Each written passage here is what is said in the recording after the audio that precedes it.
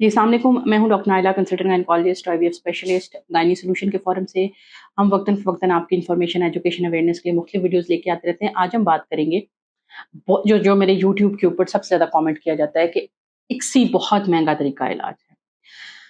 अ, एक चीज़ इम्पोर्टेंट ये है कि अ, अगर मुझसे कोई पूछता है ना मेरा पेशेंट, इक्सी बहुत महँगा है, तो मैं कहूँगी इक्सी बिल्कुल महँगा नहीं है।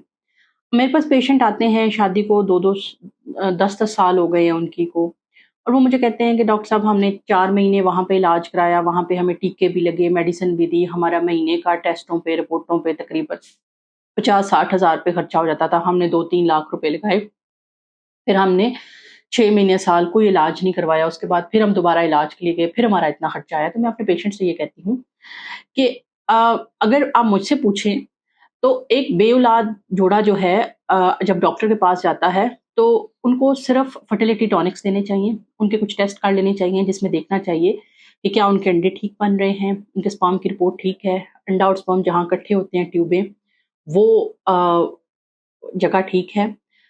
इसके अलावा बाज़ औक़ात हम डायग्नोस्टिक लैप्रोस्कोपी की तरफ चले जाते हैं, जो कि मोर हमें इंटरनल एनवायरनमेंट के बारे में बता देती है। स्पर्म का टेस्ट कर लेते हैं, दैट्स इट। इसके बाद मेडिसिन अगर कोई वजह है तो खाएँ, अगर कोई वजह ही नहीं है तो मेडिसिन खाने का तुक नहीं बनता। अगर एक पेशेंट अंडे बनने की दवाइयाँ खा रही है, जबकि ऑलरेडी उसका अंडा बन रहा है, तो वो उसको नुकसान करेगी, उसके अंदर सिस्टेम बना देगी, उसको जो है वो उसके अंदर एएमएच को कम कर देगी, उसको बांझपन की तरफ लेके जा सकती है, तो ये सारे प्रॉब्लम्स उसको हो सकते हैं। अब हमारे सेटअप के अंदर प्रॉब्लम ये है कि हमारे में से हर बंदा इनफर्टिलिटी को ट्रीट कर रहा है। अब एक हाउस ऑफिसर है गायनी यूनिट का, वो सबसे छोटा जो डॉक्टर है हाउस ऑफिसर होता है, वो भी क्लोमिड लिज़रा लिख के दे रहा है क्योंकि उसको कोई पढ़ा ही नहीं रहा, उसको कोई बता ही नहीं रहा। आप डॉक्टर के पास गए, आपके लंग्स में जो है वो इन्फेक्शन है, आपको कोई टीबी की दवाई ऐसे तो नहीं शुरू कर देगा जब तक साबित नहीं होगा कि आपको टीबी है। तो फिर पाकिस्तान में या आप क्यों अंडे बनने की दवाइयाँ खा रहे हैं?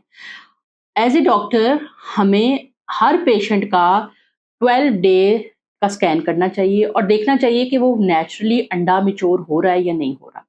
जब तक हमारे पास एनओव्यूलेशन का सबूत नहीं है, अंडा ना बनने का सबूत नहीं है, हम अंडा बनने वाली दवाइयाँ ना दें। इससे पेशेंट को नुकसान होता है। हमारे पास कोई कपल मैंने पेशेंट मेरे पास आते हैं, वो मियाँ का टेस्ट हुआ नहीं हुआ, औरत को अंडे बनने की दवाइयों पे क्लोमिड, लिज़रा, एरोमैक पता नहीं क्या-क्या खिलाया जा रहा है। नहीं, दवाइयाँ ना बेचें, पेशेंट का इलाज करें। अगर एक पेशेंट है, उसकी ट्यूबें बंद हैं, उसको अंडे देने वाली दवाई का कोई मकसद नहीं बनता। जब तक आप उसकी ट्यूब्स को ओपन नहीं करेंगे, अगर वो ट्यूबें डैमेज हैं, तो फिर तो उसका कोई हल नहीं है। फिर तो इसका मतलब ये है कि हमें इसको इस लेवल के ऊपर लेके जाना है कि हम उसको वो चीज़ जो अमल बॉडी में नहीं हो रहा है, अंडा और स्पर्म आपस में नहीं मिल पा रहे हैं, उसको हमने पॉसिबल करना है। फर्टिलिटी टॉनिक्स बहुत ज़्यादा लें। जिस तरह से हमारी जनरल हेल्थ के लिए विटामिन, मिनरल ज़रूरी होते हैं, इसी तरह फर्टिलिटी को इम्प्रूव करने के लिए कुछ ख़ास विटामिन्स और मिनरल्स होते हैं जो कि ज़रूरी हैं, वो आप ज़रूर लें। उससे आपकी एग क्वालिटी बेहतर होती है, स्पर्म क्वालिटी बेहतर होती है। लेकिन अंडा बनने वाली अद्वियात और देखें, मैं आपको एक सिंपल सी बात बताती हूँ। अगर किसी मेल के अंदर स्पर्म कम बन रहे हों, तो उनको भी वही दवाइयाँ दी जाती हैं जो अंडा बनने वाली दवाइयाँ होती हैं। तो ये दवाइयाँ फीमेल को इतनी ज़्यादा क्यों दी जाती हैं? हालाँकि मेल को अगर आप लिज़रा, क्लोमिड लिख दें, तो वो रोना डाल देते हैं कि हमारे तो स्पर्म ठीक है, आपने हमें क्यों लिख दिया है? तो फीमेल ये क्वेश्चन क्यों नहीं करती है कि मेरे तो अंडे ठीक बन रहे हैं, आपने मुझे क्लोमिड लिज़रा क्यों लिख दी है? आपने मुझे ये दवाई क्यों लिख दी है? पेशेंट ऐसे करते-करते ना सिर्फ़ अपने अंडे बर्बाद करते हैं, बल्कि अपने पैसे भी बर्बाद करते हैं। और जब वो इक्सी या आईवीएफ के ट्रीटमेंट की तरफ आते हैं, वो पहले उससे डबल खर्चा कर चुके होते हैं जो कि इक्सी आईवीएफ के ट्रीटमेंट के ऊपर आता है। लिहाजा अगर आपकी शादी को 3 साल हो गया है, मसला हल नहीं हो रहा, प्रेगनेंसी नहीं हो रही, वजह समझ आ गई है और वो ट्रीटेबल नहीं है, तो उन पेशेंट्स को टाइम वेस्ट किए बगैर इक्सी के ऊपर आके अपना एम्ब्रियो बैंक बना लेना चाहिए। ऐसे पेशेंट जिनकी अनएक्सप्लेन्ड इनफर्टिलिटी है कि डॉक्टर कहते हैं मुझे तो कोई वजह समझ नहीं आती है, अंडा भी बन रहा है, स्पर्म्स भी बिल्कुल ठीक है, जहां अंडे और स्पर्म्स में फर्टिलाइज होना है वो भी बिल्कुल ठीक है, अनएक्सप्लेन्ड इनफर्टिलिटी है, उनको भी मैक्सिमम 3 साल इंतजार करना चाहिए। और इंतजार करने से पहले अपना एग रिजर्व जरूर देख लें, एएमएच जरूर देख लें। अगर आपका एएमएच 2 से नीचे है तो एज अर्ली एज पॉसिबल अपना जो है वो आप करवाएंगे, एम्ब्रियो बैंक बनवाएंगे। अगर आपका एएमएच 2 से ऊपर है तो आप वेट कर सकते हैं, लेकिन वेट का मतलब ये नहीं कि आपने क्लोमिड लिज़रा खानी है। ये मेरी बात मेरा दिल करता है इस चीज़ का मैं इतना प्रचार करूँ क्योंकि मेरे पास मोस्टली 80% पेशेंट जो है वो बाहर से आता है। जो मुझे सोशल मीडिया पे सुनता है फिर वो मुझसे कॉन्टैक्ट करता है और वो अपना आईवीएफ या इक्सी करवाने मेरे पास आता है।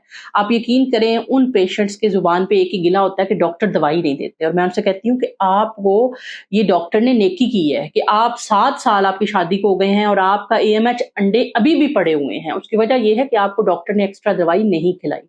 यहाँ हमारे पास क्या होता है कि पेशेंट की शादी को 6 महीने नहीं हुए लिज़रा क्लोमिड खिला के पेशेंट की ओवरीज खाली हो जाती हैं। जब तक वो आईवीएफ कराने आता है उसका एएमएच 0 से 0 पॉइंट समथिंग रह जाता है। अब 0.9, 0.8, 0.5, 1 से नीचे एएमएच पे हम कैसे किसी को प्रेगनेंसी करते हैं, हम कैसे बैंक बनाते हैं वो हम ही जानते हैं। तो लिहाजा प्लीज़ आपका राइट बनता है सेकंड ओपिनियन, आपका राइट बनता है डॉक्टर से क्वेश्चन करना, आप ज़रूर पूछें। आपका वो नॉलेज है, मोस्टली आप लोगों में से प्राइवेट इलाज करवा रहे होते हैं, तो आप अपने क्वेश्चन अपने डॉक्टर से क्लियर करें कि डॉक्टर ये आप मेरे साथ कर रहे हैं, तो इसकी क्या जस्टिफिकेशन है। इस तरह से वो विजिलेंट होके आपका ट्रीटमेंट करेंगे। हम इंसान मोनोगैमस हैं, अगर हमारा एक अंडा फर्टिलाइज़ नहीं हो रहा, तो हम अंडे इंजेक्शन की दवाइयों, टीकों के साथ अगर 2-2, 3-3 भी बना लेंगे, तो भी फर्टिलाइज़ नहीं होगा और एक्चुअली ये हार्मोन्स होते हैं और ये बहुत एक्सपेंसिव होते हैं और ये गैर ज़रूरी इस्तेमाल नहीं होने चाहिए।